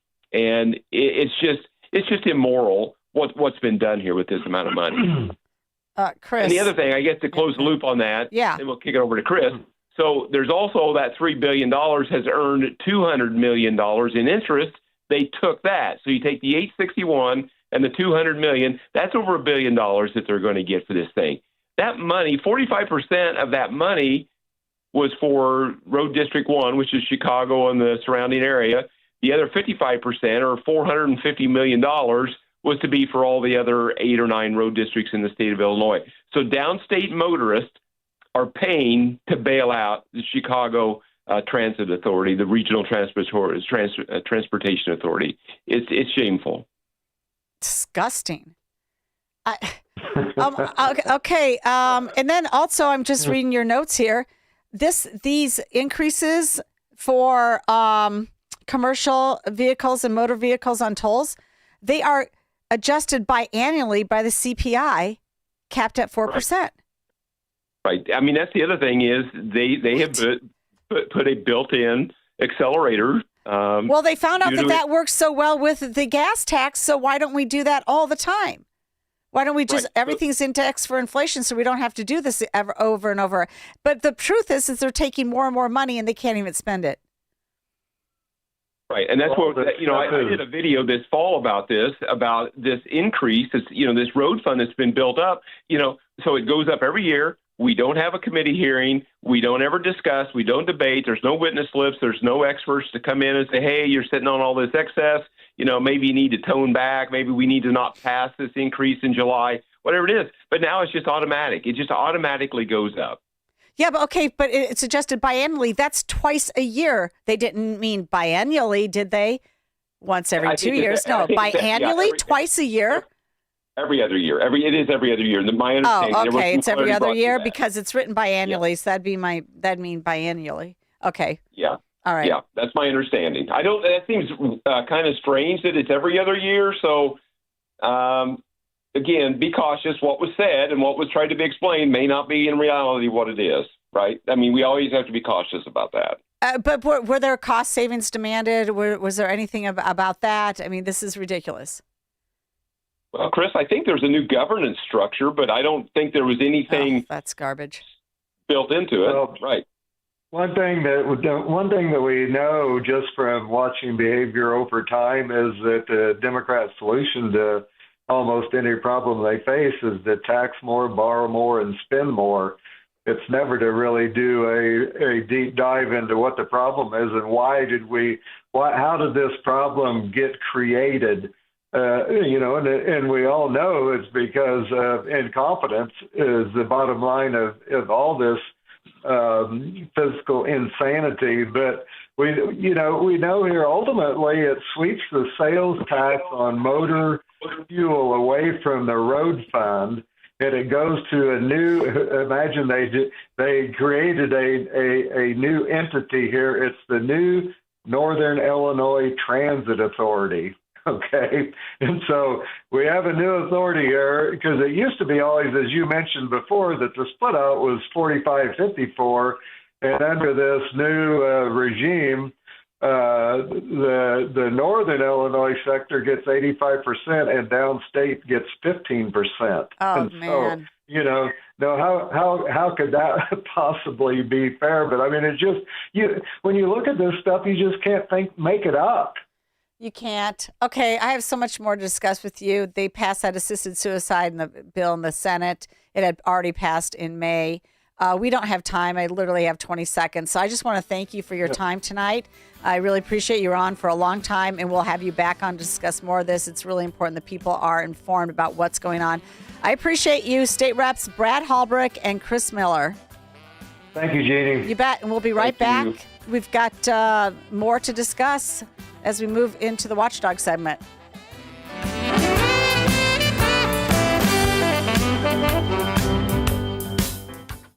Get your tickets for Freedom Summit Chicago 2025, happening on Saturday, November 8th at Westin Chicago Northwest in Itasca. This year, featuring Dr. Ben Carson, Scott Jennings, Mike Gallagher, along with Dan Proft, Sean Thompson, John Anthony, and many more. This event will sell out fast, so get your tickets today at freedomsummitchicago.com. That's freedomsummitchicago.com. Sponsored in part by Aid for Women, Breakthrough Ideas, and by Attorney Stephen A. Leahy at Opum Tax Advocates. I'm Jack Callahan. President Trump says he'll not attend the Supreme Court's oral arguments Wednesday on his tariff policies, but he's told reporters aboard Air Force One tonight it's a matter of national security. Economic health is also part of national security, by the way, but without tariffs, our country would be in great jeopardy. The president has also told CBS 60 Minutes he believed that Senate Democrat leader Chuck Schumer has become what he's called a kamikaze pilot as the federal government shutdown ends its 33rd day.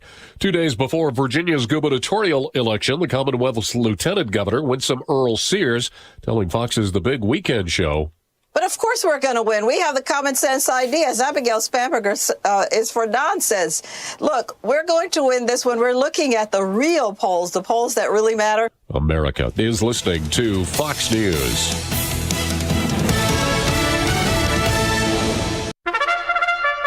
It's Reveille. Last Friday night, Michael and Gail Clayton, driving in rural Clark County, Illinois, were killed when the truck they were driving in was struck by a van that crossed the center line and hit them head on. The van was driven by an illegal alien who was driving drunk. His passenger is also in the country illegally and was handed over to Immigration and Customs Enforcement agents, according to sources. We've heard this story before. Denny McCann, Jeannie Brady, Katie Abraham, Chloe Polson, now Michael and Gail Clayton. Say their names, Governor Pritzker. Reportedly, the charges against the driver include no valid driver's license, operating an uninsured motor vehicle, illegal transportation of open alcohol, unlawful possession of cannabis, and driving under the influence of alcohol and drugs. So many questions arise. Where did they get the money for a car? Where did they get the money for gas? How long have they been living in the U.S. illegally? Where do they live and work? Where did the drugs come from that were found on them? We won't likely get answers from the Pritzker administration. But we also deserve answers about the Nicaraguan illegal later, Aruz Medina, accused of viciously attacking and raping a woman on the northwest side of Chicago.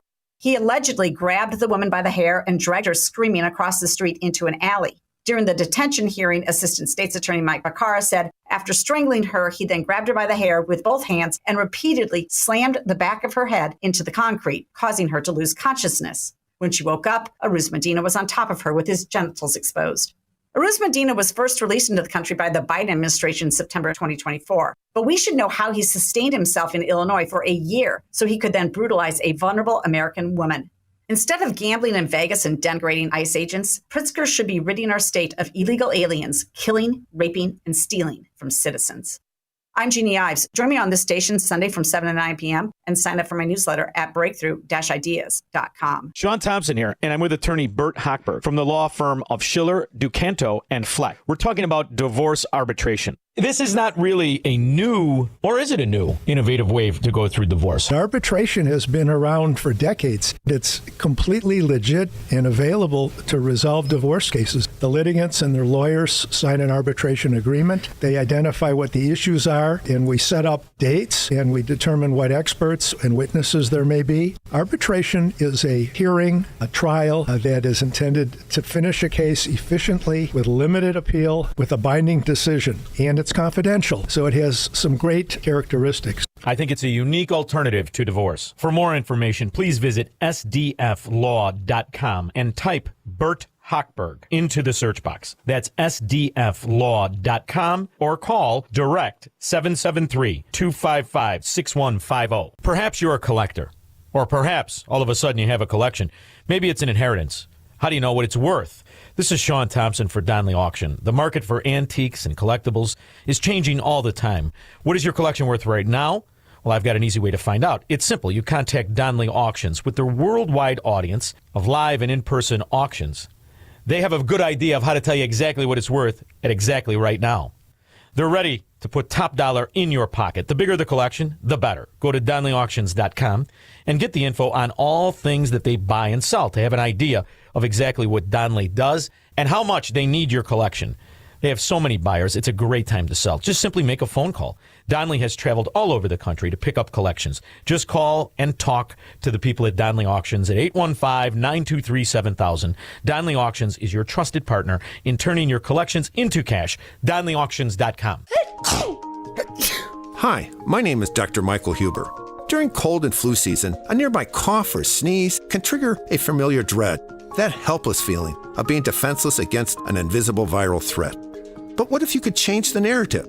What if you could fortify your body's natural defenses? This is why I developed Virago, the immune enhancement cocktail designed to give your body the upper hand. Virago is more than a supplement. It's a revolutionary liquid formula packed with 23 powerful natural nutraceuticals for rapid absorption. This unique blend is scientifically crafted to help build resilience and keep you protected. Don't just hope for good health. Make it happen with Virago. Virago and Maha, making America healthy again. Virago. Order your bottle today online at myvirago.com and use coupon code IMMUNE to save 30%. myvirago.com. Coupon code IMMUNE. We now return to the real story. Here's your host, Jeanne Ives.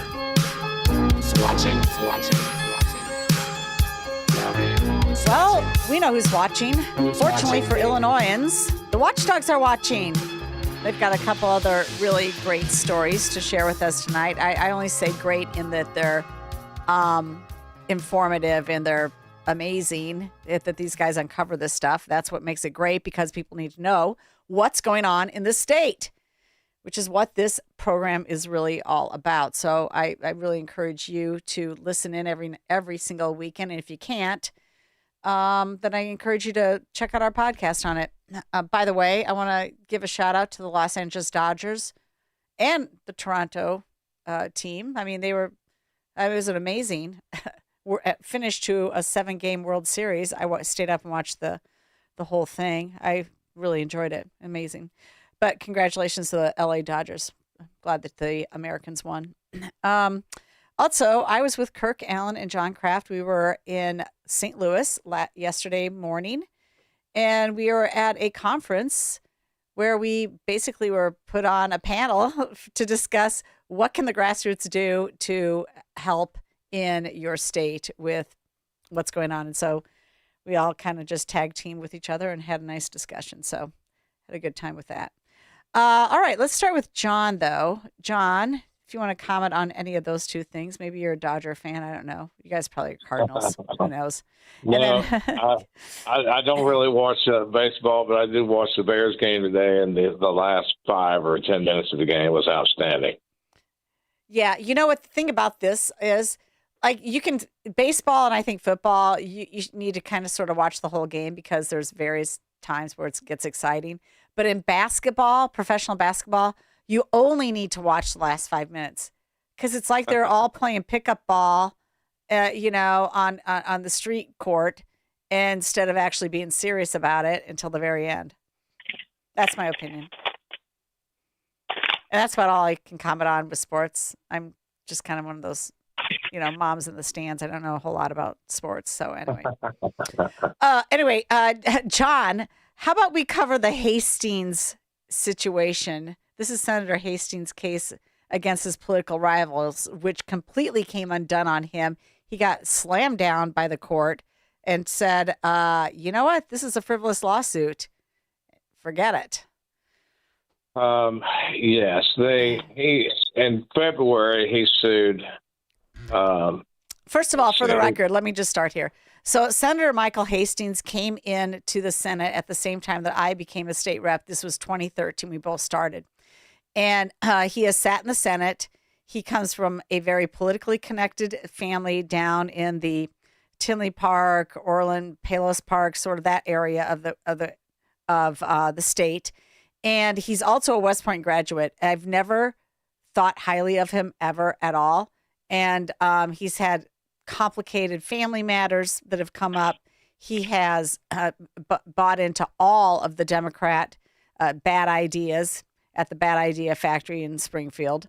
And so I'm not a fan. And he got taken to task during a political campaign about, I think, 2 years ago or 4 years ago, one of the two.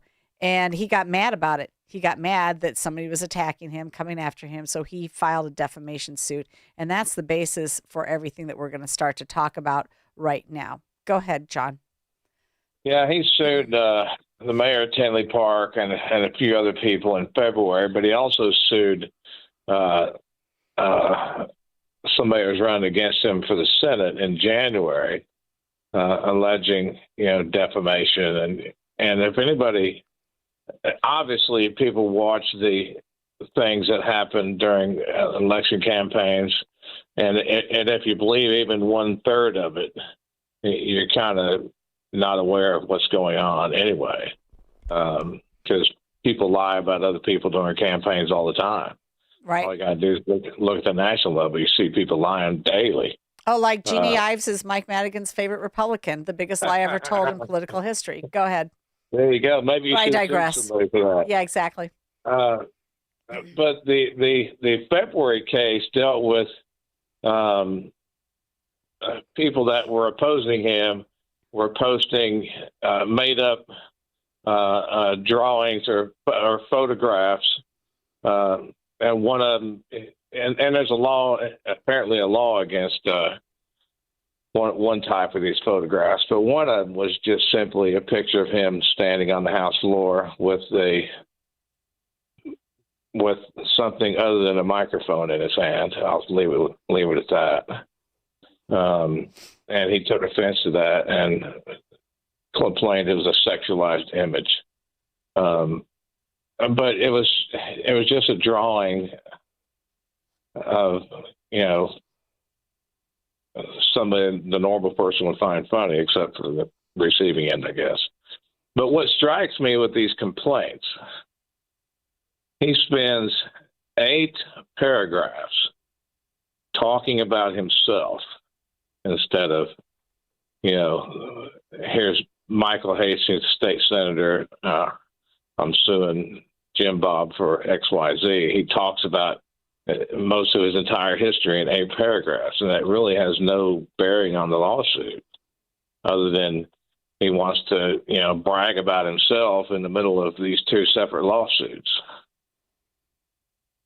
But he did sue, and they came back last week, or let's see, when it was within the last week or two, when the judge ordered that the motion to dismiss was mostly granted. And the thing is, there's statute of limitations on defamation cases. I believe it's 1 year. Mm-hmm. it was well past that before his attorneys even filed the case, and they were informed by the defense attorneys that the statute of limitations was up, and they continued on trying to get $6 million. But they continued on with the case, which means they continued on with something knowing the statute of limitations was up. And they tried to reframe the argument, but the court kicked most of it out based off the statute of limitations and the fact that they knew they were expired and they knew they had a losing argument but continued the lawsuit. The judge set a hearing for the motion for sanctions against Hastings. So they basically were just trying to. They knew that it was past the statute of limitations. This is by definition a frivolous lawsuit.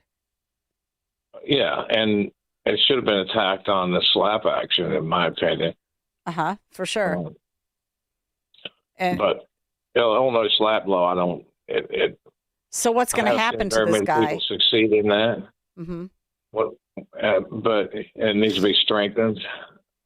But that's a classic slap. Well, I don't understand. Michael Hastings is a lawyer. He's got a JD from the John Marshall Law School. He doesn't know the law. It's even worse than we thought, right? Yeah. And he's a practicing attorney. This is all in his biography. Here he is, Mr. Attorney.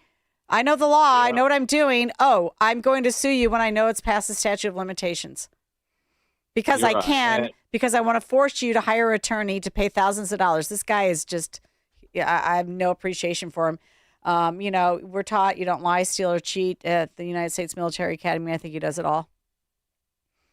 Yeah, and that's the problem. And anytime these lawsuits continue on, it forces the defendant, even though the statute of limitations is up, to spend money that they may not have. But hopefully they will be forced to pay the defense attorney fees. All right. Well, we're going to have you keep in touch with us on this. I hope that he has to pay attorney fees for this frivolous lawsuit. I hope that happens to him, and I hope it's a lot. So the other one that was filed in January, the next court date I think is 21st of November. But that one, it was within the statute of limitations. But I read what he complained about, and I don't think it qualifies. Oh, there you go again. Yeah, the guy just can't take the heat. Wants to be in the kitchen, can't take the heat. Ugh. Oh, but I'm a big tough football player from West Point. I'm a whatever officer. Oh my gosh, I served in Iraqi freedom and I can't take it. I was recognized at the Council of State Governments magazine. You were? Oh, was he? Oh, yeah, that's what he says. All right. Okay, we got to take a short break. We'll be right back to hear from Kirk, and John will get to your other story at another time. Okay. We'll be right back, though.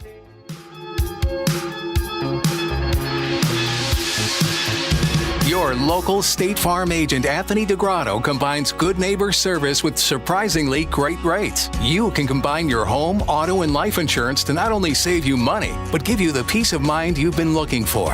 Anthony DeGrotto is your go-to agent in Chicagoland. He and his team will work for you to provide the best service you expect at the price you want. Combine your home, auto, and life insurance today. Anthony DeGrotto will help you mix and match things perfectly. His State Farm office is a top pick 2024 Daily Herald Reader's Choice Award winner. He's a proud supporter of Tunnel to Towers and like-minded as you. His State Farm agency is currently looking to add members at their Roselle office. Call Anthony at 847-895-1500 today or visit DeGrottoSF.com. That's DeGrottoSF.com. Like a good neighbor, State Farm is there. Individual premiums will vary by customer. All applicants subject to State Farm underwriting requirements.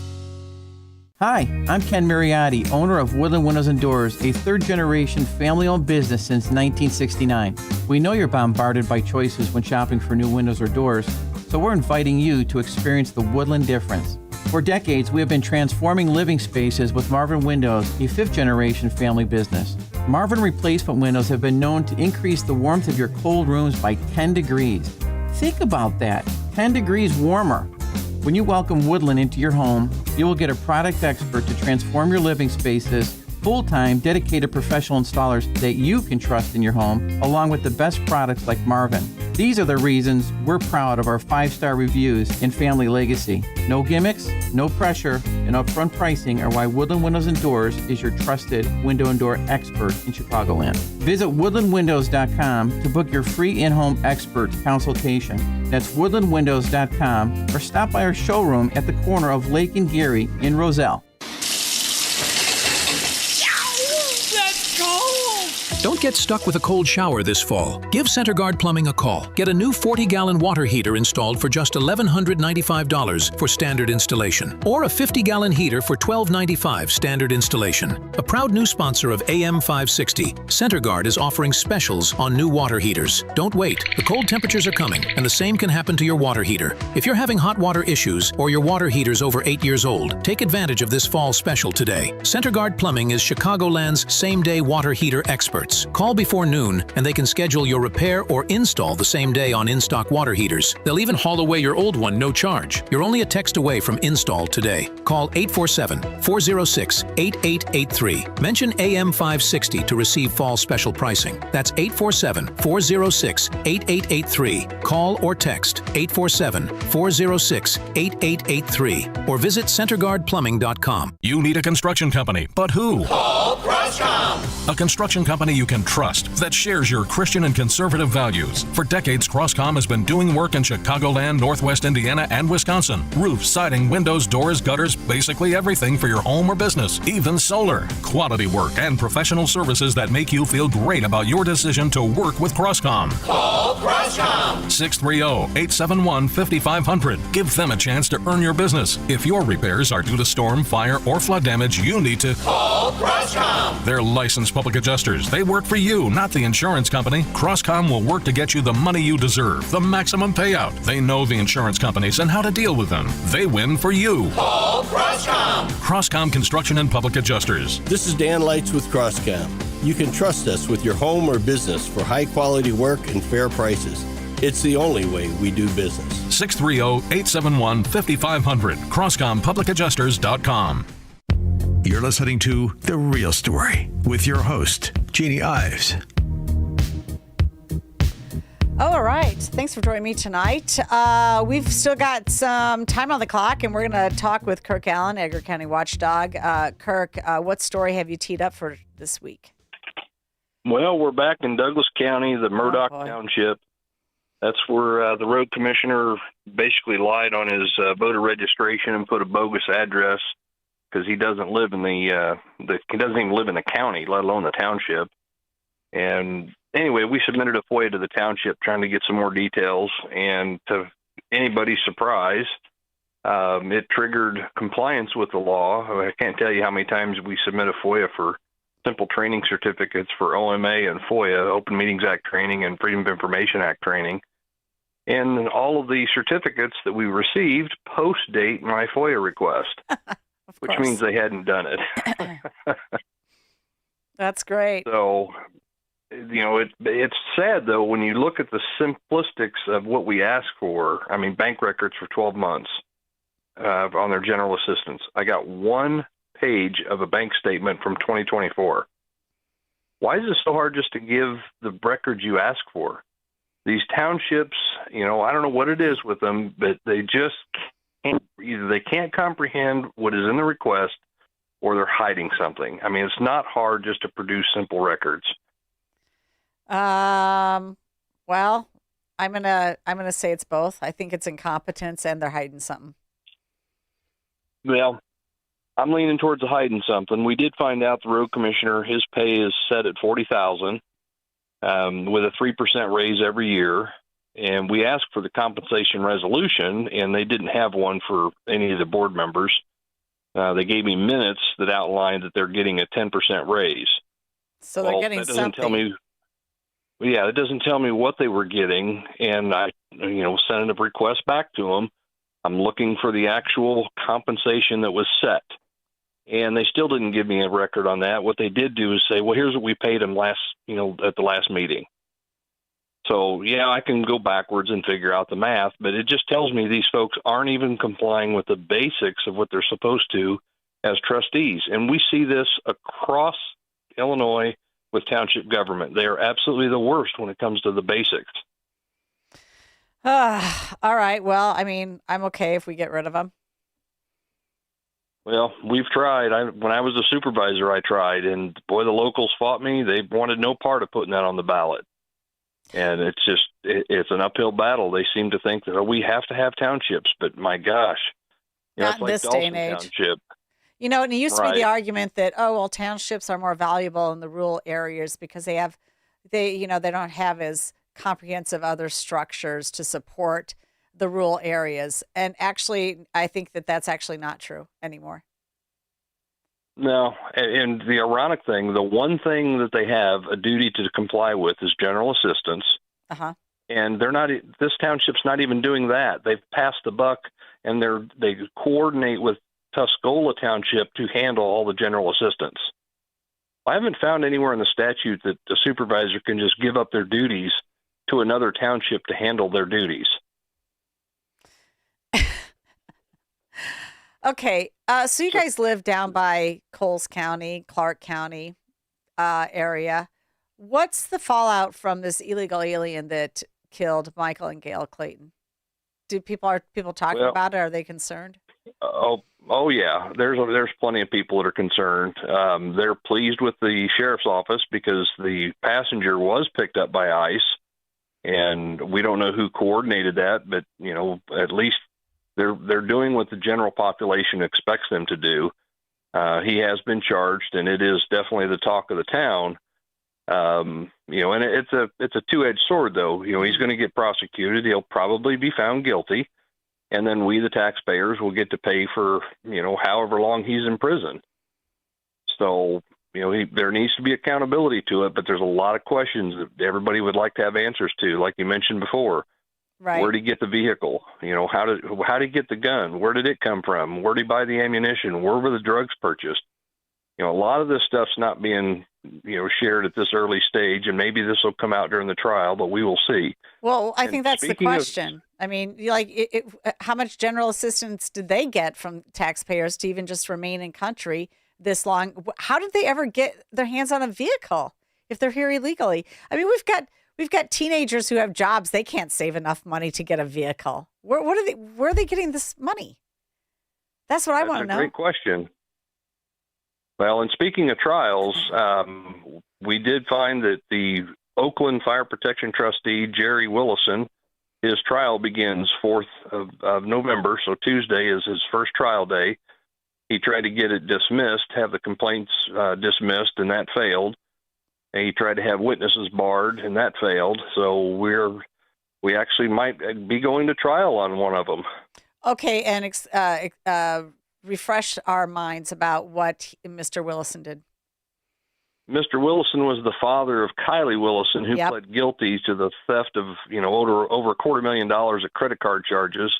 And Mr. Willison was one that's signed off on minutes for meetings that never took place, signed checks that went to his kid and himself. He was there paying all these bills on these credit cards and never said a word about anything. And a lot of those purchases benefited him. And I thought I thought Kylie was taking the fall for his dad, but that's not the case. This guy's going to jail, going to trial too. Well, he's going to trial, and now they may bring his son in as a witness where he gets on the stand and tries to take ownership of it all, and we'll see. But you're a trustee. You're signing checks. You had an obligation and you failed. That's official misconduct, and he should be found guilty for that. All right. What's the over-under on that one? And the Dawson Township, it will be a barn burner meeting Tuesday night on the 4th. We did send out all of the residents got packages in the mail of all the checks that those trustees wrote to themselves. I love it. And we'll be live streaming that. Oh, you're going to live stream it. Great. Can you just text me ahead of time so I remember and I can share it? Yeah. That's an important thing for people to watch. 328 people get taken to cleaners in the span of 4 months as the newly elected supervisor and his wife, the clerk, raid every single fund to the tune of over $200,000. It is unbelievable. Unbelievable. Hey, last thing. Still no charges. Yeah. Allegedly. Those are what's, just to throw that in there. Really quick here. I've only got a few seconds left. What about J.B. Pritzker telling all of Donald Trump's supporters that they can just blank the right off? Have you heard that one? Look at the source. I mean, does anybody give a rat's what this guy says anymore? He doesn't know how to tell the truth about anything. I mean, this is outrageous, though. For him to be standing up at an official meeting and saying that stuff, the guy's a scumbag. All right. That's all we have time for. Thanks for joining me on The Real Story. We'll see you next weekend.